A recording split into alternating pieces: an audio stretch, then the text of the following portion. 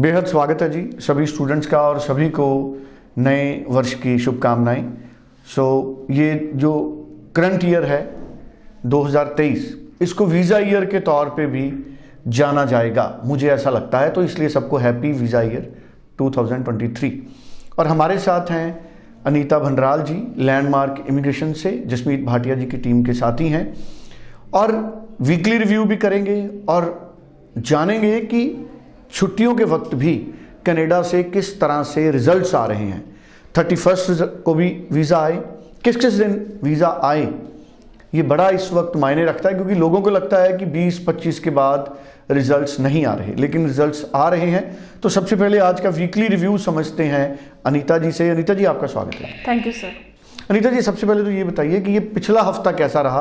माना जाता है कि ये हफ्ता बड़ा सुस्त होता है, लेकिन आप कह रहे हो कि कनाडा से अभी भी रिजल्ट्स आ रहे हैं।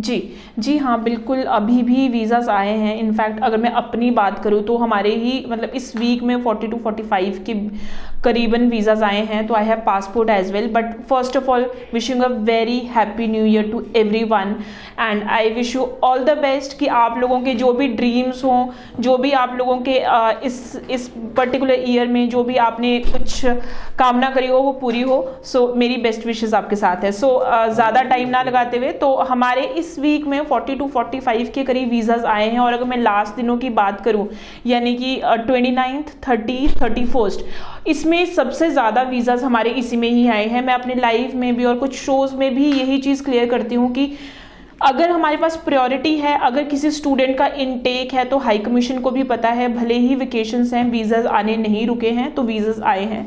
So I have the passports. ये मेरे सारे वीज़ाज के पासपोर्ट है। I read out the names as well. So अभी जितने भी मेरे पास है तो I read out the names. तो फर्स्ट वीज़ा है हमारा केवल का, मिस्टर केवल, उनका वीज़ा आया है जनवरी इनटेक के लिए। Many congratulations. उसके बाद है Veerpal Kaur, again this is for January intake. इस टाइम पे अगर आप वैरायटी देखेंगे तो मैक्सिमम जो वीज़ाज हैं वो हमारे जनवरी इनटेक के लिए ही हैं, बिकॉज कहीं ना कहीं हाई कमीशन को भी इस चीज़ का आइडिया है कि स्टूडेंट्स की क्लासेज हैं वो ना मिस हो जाए, किसी की रजिस्ट्रेशन है वो ना मिस हो जाए। तो यही सारी चीज़ें ध्यान में रखते हुए embassy is giving the decision. So now Ramesh Kumar, he also got the visa. And उसके बाद है अमरीक सिंह, इनका भी वीज़ा आया है। उसके बाद है Santosh Kumari, again for the January session. उसके बाद है हरमिंदर सिंह गिल, जनवरी सेशन। ये हमारा है गुरप्रीत सिंह, इनका परमानेंट रेजिडेंसी आई है। So many congratulations. उसके बाद Mandeep Kaur Gill, same January intake. And उसके बाद है अमनदीप कौर, इनका विजिटर वीज़ा आया है। सो कहने का ये मतलब है कि ऐसा नहीं है कि सिर्फ स्टूडेंट वीज़ा ही डिलीवर हो रहे हैं, विजिटर वीज़ा भी है, या फिर आपने पीआर के लिए अपनी एप्लीकेशन लगाई है तो उनके भी वीज़ाज आ रहे हैं। उसके बाद है मेरे पास डिम्पल भगत, इनका भी वीज़ा आया है। So many congratulations. Sarabjit Kaur, again for the January session. उसके बाद है लखविंदर सिंह, इनका भी जनवरी सेशन के लिए आया है। Then Kamaljot Kaur,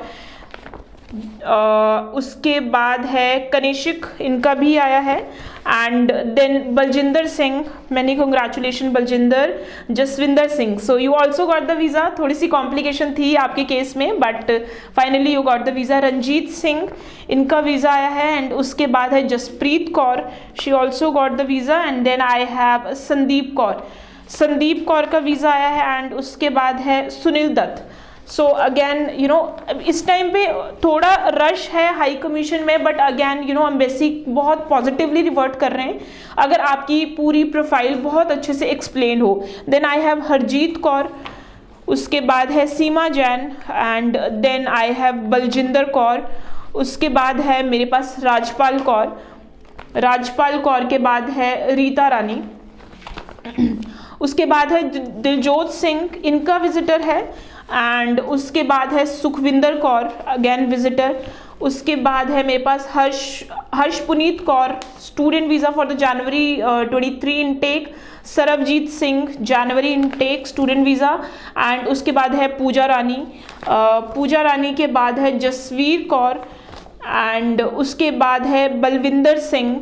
and then I have the visa of Gurvinder Singh. So ये मेरे पास कुछ एक पासपोर्ट्स हैं जिनके अभी बहुत सारे लोगों के हम पासपोर्ट हैंडओवर भी कर चुके हैं, लेकिन वही है कि ये 3-4 दिनों के मेरे पास पासपोर्ट इकट्ठे हुए थे, तो वो मैंने सारे नेम्स रीड आउट कर लिए। सो ये हमारा इस बार का वीक का रिव्यू है।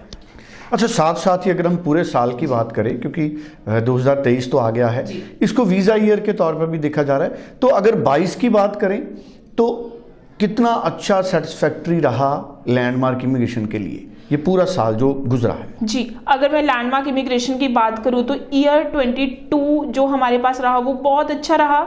इनिशियली बीच में ऐसे आया था कि रिफ्यूजल्स बहुत ज़्यादा आ रहे थे, लेकिन दोबारा फाइल्स रीलॉन्च करके वो जितने रिफ्यूजल आए थे वो वीज़ाज़ में कन्वर्ट हुए हैं। और इस साल की अगर मैं बात करूँ तो थाउजेंड्स में हमारे पास वीज़ाज़ आए हैं। जितनी भी प्रोफाइल के वीज़ाज़ थे, सो जिनकी भी प्रोफाइल जेन्युइन थी उन सबके वीज़ाज़ आए हैं इस बारी।